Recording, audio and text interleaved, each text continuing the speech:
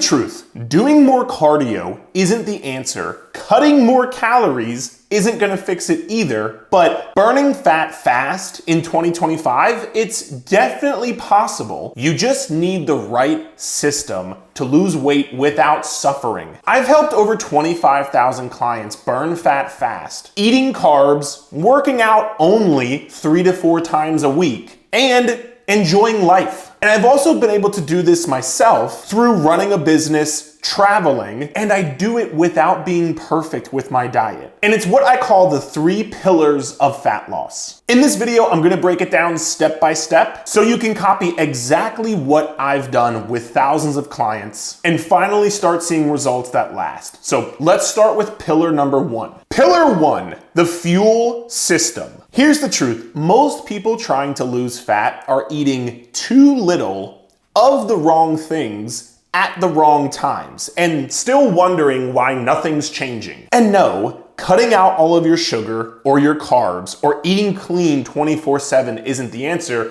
That's how you burn out, not burn fat. You like that one? Fat loss in 2025 is about eating smarter, not eating less. And that's where the fuel system comes in. It's the exact nutrition framework that I have used that you can copy right now. The fuel system has 3 simple rules. Rule number 1, the 80-20 rule. 80% of your calories should come from high quality, clean, whole foods. Lean proteins, fruits, veggies, whole grains, healthy fats. But the other 20%, that can come from anything you want. If it's chips or cookies or pizza, whatever the hell you want, as long as it fits within your calories. So let's say your calorie deficit is 1,800 calories per day.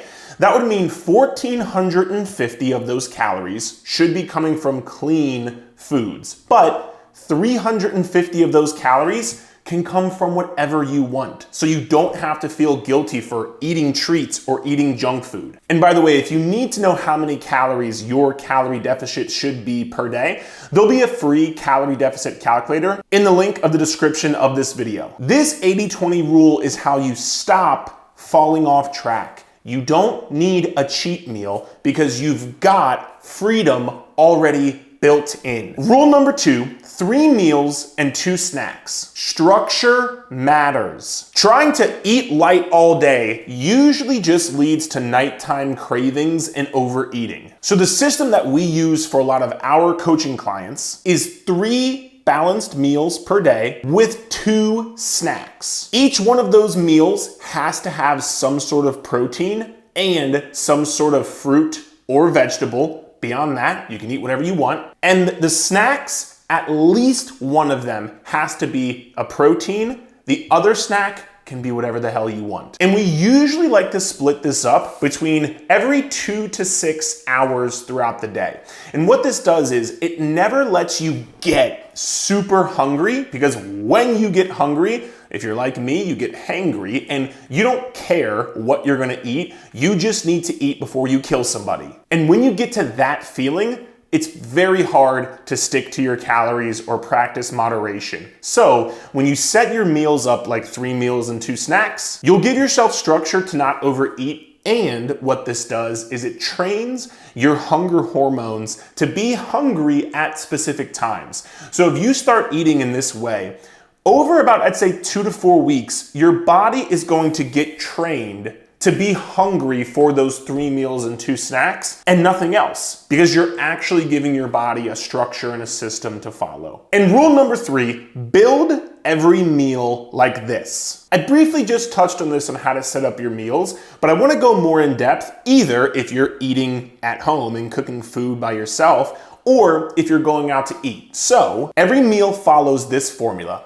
You gotta have some sort of protein, you gotta have some sort of fruit or vegetable, and the reason you're having the fruit or vegetable usually is because you want to get some sort of fiber. The fiber is so important for you because paired with protein, you will be so much more full, so much more satisfied, and you won't feel the need to overeat or overindulge. So make sure those 2 things happen, and then from there, you can finish the meal with whatever you want, the carbs or the rice, pasta, have at it. Just make sure you get protein and fiber first. And again, I don't want you to think of this as dieting, and I don't want you to think of this as you have to eat foods that you don't like. For example, if you don't like eating chicken, don't eat chicken. You can eat ground beef or steak or tuna or eggs or whatever you like. It just has to be a protein and some sort of fiber, usually in a fruit or a veggie. And again, if you don't like apples, don't fucking eat apples. You can eat oranges or bananas or raspberries or whatever you like. And that's the fuel system. Following the 80-20 rule, structure with 3 meals and 2 snacks, and simplicity with the meal formula I just gave you. It works because it's flexible and it's realistic. I'm not asking you to follow a specific meal plan where a week or 2 weeks in, either you don't want to follow it anymore, or you get sick and tired of the food, or you just don't have those foods and you can't stick to it perfectly. This system allows you to stick with it. But food is only part of the equation. If your training sucks, you might be burning off muscle instead of fat. So let's fix that next in pillar 2. Pillar 2, the lift lean method. Let me guess, you've been told the key to burning fat is doing workouts that burn a lot of calories, doing a lot of cardio, lifting lightweight for high reps to tone the muscle. Yeah, that's what most people think, and that's why most people are stuck and not losing the fat they want to lose. They're chasing sweat. They're not chasing results. You're probably trying to shrink your body, not shape your body. You like that one too? I did. Because here's the truth. If your workouts are designed to just burn calories, you're most likely going to be burning muscle along the way, or at the very least, not building muscle and not actually changing the way your body looks. And that's why we use something called the lift lean method with our online coaching clients to build muscle, lose fat, and actually reveal a body they like and that they're proud of when they look in the mirror. And the lift lean method has 3 core principles. Principle 1, lift heavy 3 to 4 times a week. Forget high reps to tone. That is not a thing. Muscle tone just means you have enough muscle mass built up and you're at a low enough body fat percentage to see the muscle mass. If you don't have the muscle mass, there'll be nothing to see no matter how much body fat you lose. So if you want to look lean, you have to lift heavy enough to stimulate muscle growth, yes, even in a calorie deficit. So you're gonna work out 3 to 4 days per week. My favorite way of splitting this up throughout the week, if you're doing 3 days, a lower body workout, an upper body workout, and a full body workout, or if it's 4 days, you're going lower body, upper body, lower body, upper body. And those 4 workouts, if you're doing 4 days a week, are all different workouts. And you're gonna try to stick to 5 to 10 reps for most of your exercises. There might be some where you do 3 or 4 reps, and there might be some where you do 12 to 15 reps, but the majority of your exercises should be in that 5 to 10 rep range, because that is what is going to allow you to lift heavy enough, and you'll be able to push yourself close enough to failure. And this is really important. Let's say you're doing a set of 8 reps. The last 3 reps of your set should be challenging reps. So that 6th rep, 7th rep, and 8th rep, those reps should not be easy reps. You should be almost fighting to make sure you can get those last couple of reps. That's how you know you're lifting heavy enough and pushing yourself close enough to failure to actually build muscle and see progress. And for most people, lifting weights 3 to 4 days a week is just so much more realistic with your schedule, with your routine. You don't have to spend 5, 6, 7 days in the week to see great progress, I promise. And by the way, if you want some low-cost, full 12-week workout programs, click the link in the description below. There'll be some there that you can check out that I've built. But going on to principle number 2, walk every day. You don't need to do hours of cardio or be an endurance athlete. You just need to move daily. Daily steps are your secret weapon for fat loss, muscle building, and long-term health. Because the data is insane. People who walked 10,000 steps per day versus people who walked 3,500 steps per day cut their risk of death by 50%. That is insane. And listen, even if you can't get 10,000 steps a day, for every 1,000 steps that you get, you cut your risk of death by 12%. So not only from a fat loss perspective, because yes, walking 8,000, 10,000 steps per day is gonna help you burn 2, 3, 4, 500 extra calories per day. And most of us sit at a desk all day, so it's hard to make sure we're moving enough. But when you're intentional about that, you'll burn extra calories, but you're also gonna increase your life expectancy and decrease your risk of dying. And again, even if you can't hit 10K steps, the whole point is just walk more than what you're doing right now. I like to help our clients set a goal of at least 6,000 steps per day.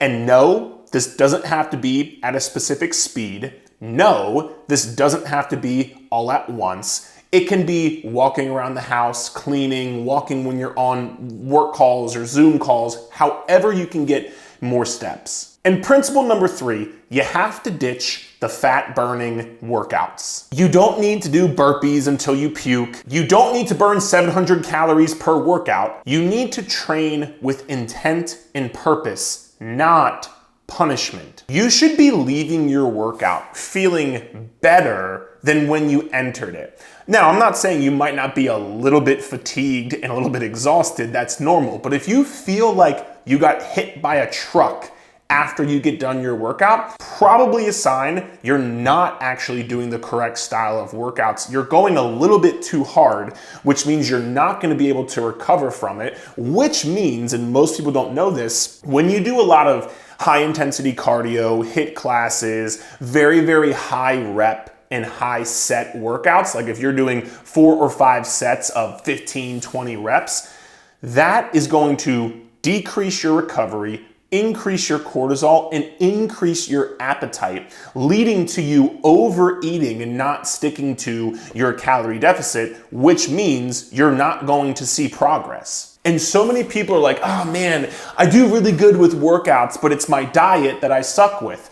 If that sounds like you and you're doing 5, 6, 7 days a week of workouts, your workouts are causing you to suck at your diet. And that's why we need to fix it. So that's the lift lean method. Lift heavy weights 3 to 4 times a week, walk 6,000 steps a day at least, and ditch the fat burning workouts. Train smart, not just hard. And remember, you don't always need to do more. You need to do what works to get results. And that actually leads us into pillar number 3. Pillar 3, the recovery multiplier. By far the most overlooked tool when it comes to fat loss and why your body won't change without it. Most people are obsessed with workouts, macros, meal plans, supplements, but they ignore the one thing that can multiply all of that or completely destroy it if you don't do it right, and that is recovery. Because here's the truth. If you're not sleeping enough, if you're not staying hydrated, if you're not managing stress, your body will fight you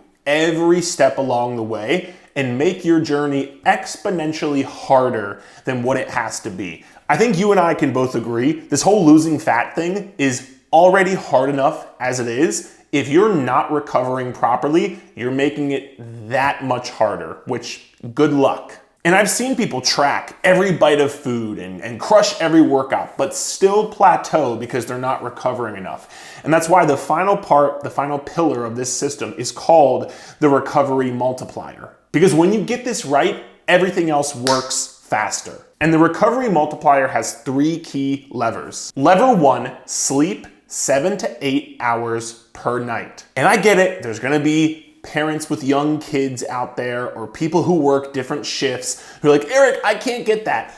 Listen, prioritizing your sleep is probably the thing that is gonna amplify your results the most outside of like steroids or performance enhancing drugs. It's that important and that foundational to your progress. And yet it's the thing that most people skip out on or most people don't take seriously. You're working so hard at trying to figure out the perfect diet or the perfect workout routine, when in reality, if you just got your fucking sleep together, you would make much more and faster progress. It literally rewires your metabolism and your appetite. Listen to this. In one meta-analysis, it showed just one night of partial sleep deprivation caused people to eat an extra 385 calories the next day, mostly from highly processed, sugary junk food. And that's because when you don't get adequate sleep, your hunger hormones, the ones that we talked about earlier, they go all out of whack. There's two hormones in your body, leptin and ghrelin. Leptin is the hormone that tells your body, I'm full, I'm satisfied, I don't need to keep eating. Ghrelin is the hormone that tells your body, no, I'm hungry, I need to eat more.